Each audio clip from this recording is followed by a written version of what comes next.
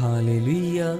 स्वागत है आप सबका मेरी भविष्यवाणियों की पुस्तक में। तो आइए हम आज के पवित्र वचन को पढ़ेंगे जो कि परमेश्वर के दास प्रेरित अंकुर यूसुफ नरूला जी के द्वारा लिखा गया है। आत्मिक वेदी की ताकत। जैसा कि गिनती की पुस्तक अध्याय 22 उसकी 6 आयत में लिखा है, इसीलिए आ और उन लोगों को मेरे निमित्त श्राप दे, क्योंकि वो मुझसे अधिक बलवंत हैं।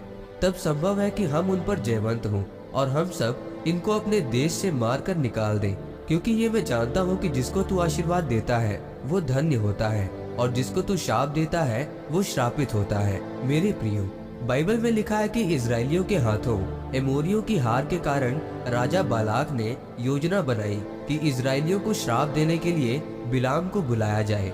उसने बिलाम नबी को लालच देकर इजरायलियों को श्राप देने के लिए बुला लिया। बालाक को पता था कि अगर बिलाम के मुंह से श्राप निकलता है तो वो पूरा हो जाता है, और अगर आशीष निकलती है तो वो आशीष पूरी हो जाती है। और उसको ये निश्चय था कि अगर बिलाम के मुंह से श्राप निकला तो इजरायली हमसे जीत नहीं पाएंगे। बाइबल में लिखा है कि जब बिलाम इजरायलियों को श्राप देने निकला तो उसके मुंह से श्राप नहीं निकला, क्योंकि परमेश्वर ने कहा कि इजरायली मेरे लोग हैं, उन्हें श्राप मत देना। अगर आप ध्यान से देखें तो जिस समय बिलाम इजरायलियों को श्राप नहीं दे पाया वो समय ऐसा था जब इजरायली लोगों की आत्मिक वेदी मजबूत थी। वो परमेश्वर के द्वारा दिए गए नियमों का ध्यान रखते थे, वो परमेश्वर से प्रार्थना करते थे और परमेश्वर के लिए अपनी भेंटें लेकर आते थे। अब आप चाहे जितने मर्जी बड़े बिशप क्यों ना हो, जितने मर्जी बड़े प्रेरित क्यों ना हो, अगर आपकी आत्मिक वेदी कमजोर है, टूटी हुई है, तो आप शैतान के सामने खड़े नहीं रह सकते, क्योंकि शैतान की भी एक वेदी है और उस वेदी का काम ये है कि जो कुछ परमेश्वर ने आपके जीवन में घोषित किया है या जो परमेश्वर आपके जीवन में करना चाहता है वो आपके जीवन में कभी पूरा ना हो। बाइबल में लिखा है कि जब बिलाम ने इजरायलियों को श्राप देना चाहा तो बिलाम ने बालाक से वेदियां बनवाई और राजा बालाक से कहा कि 7 कुर्बानियां चढ़ा। तब 7 कुर्बानियां देने के बाद भी बिलाम ने इजरायलियों को श्राप की बजाय आशीष ही दी। राजा बालाक बिलाम पर कुड़कुड़ाया और एक बार फिर से कुर्बानी दी, लेकिन फिर से उसने इजरायलियों को श्राप की बजाय आशीष ही दी, क्योंकि इजरायली परमेश्वर के बताए हुए रास्ते पर चलते थे, इसीलिए बिलाम उन्हें श्रापित नहीं कर पाया।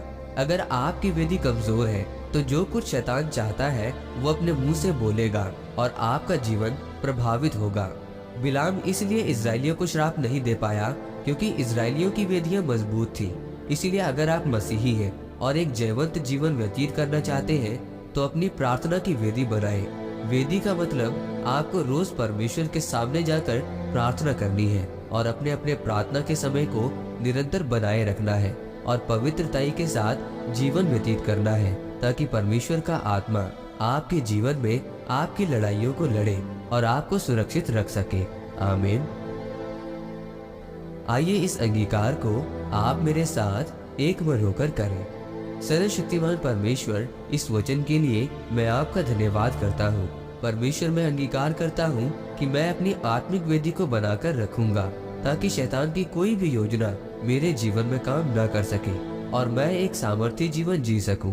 प्रभु यीशु मसीह के नाम में आमीन। परमेश्वर आप सबको आज के वचन के ऊपर मनन करने के द्वारा आशीषित करे। आमीन।